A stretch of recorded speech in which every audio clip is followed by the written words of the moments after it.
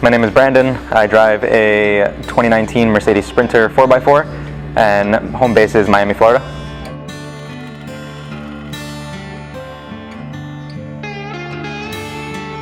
So today we're doing a little repair kind of. I broke some struts and our van is overweight, so we replace things a lot more, pretty frequently compared to a normal weighted van.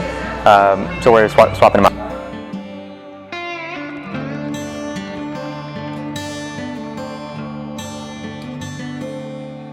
So we get quite a bit of use out of our van. So we drive around for work for my wife. She goes to legal conferences all over the country, and we used to fly everywhere, but now we basically just drive everywhere. We spend most of our time on the west half of the country, so I'd say from like Colorado to California up to Washington, but occasionally we get out. So last fall we went out to Maine, we spent a little time in the Northeast. We just got back from Alaska. We were up there for a few weeks. We had about 5 weeks between conferences. There was one in Whistler and then one in Vegas, which was last week. So we figured we could do a short Alaska trip or no Alaska trip, and we opted to go up. Another cool trip we did, we went down to Baja. We spent about a month down there. That was absolutely incredible.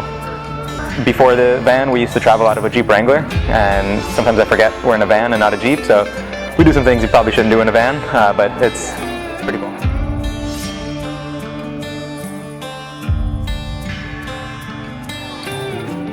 So it's the three of us in the van. It's myself, my wife, and our soon-to-be 3-year-old.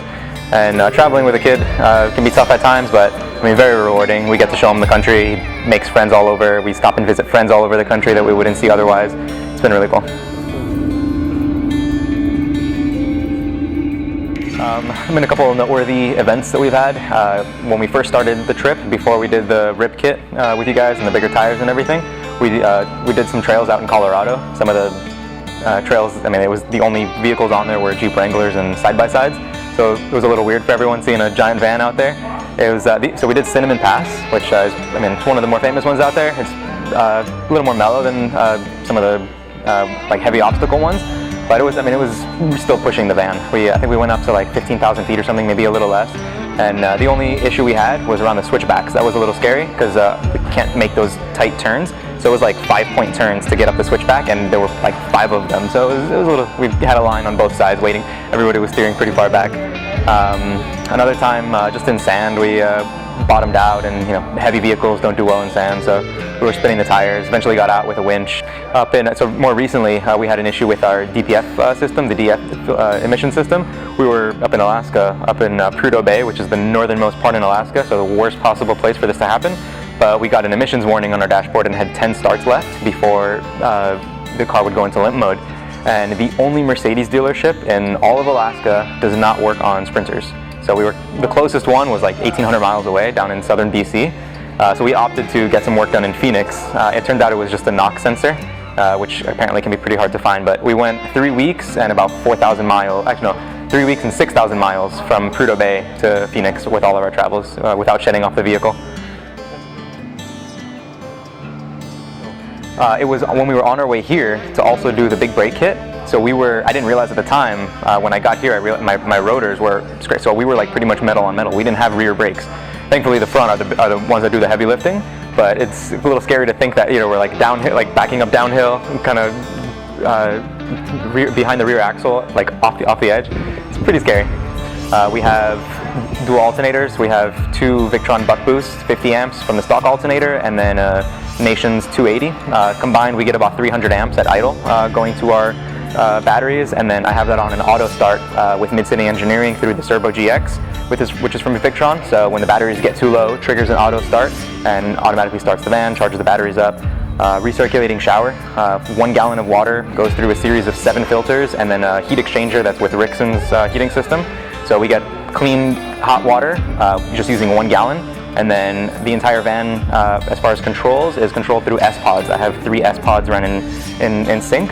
So on the screen, I just hit 1 button and I have it linked to do a back flush. It filters it cleans the filters, and drains that water out, and pumps a new gallon over from our main tank.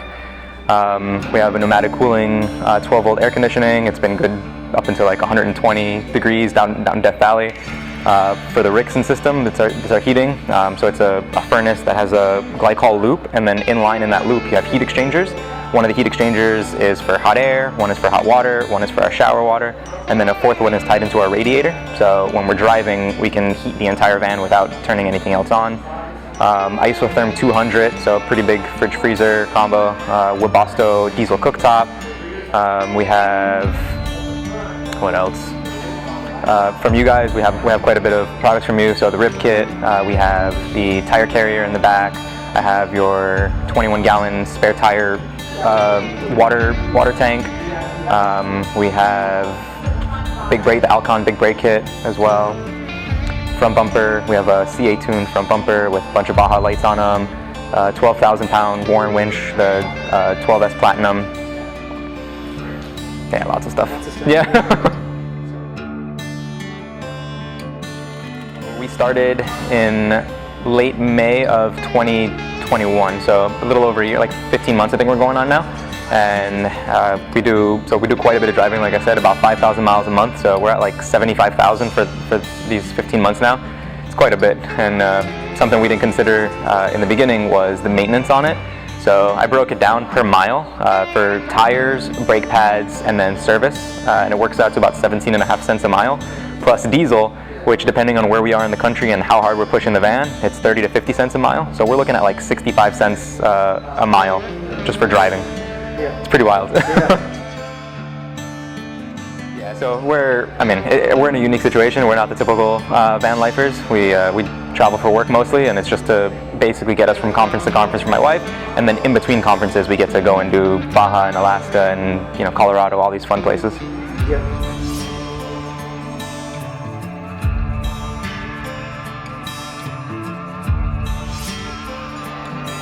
So because being connected is so important to us, we have a few methods of technology that can get us connected. We have Starlink, we have an Iridium satellite phone, which is 100% global coverage. We also have a Garmin InReach, which is unlimited texting.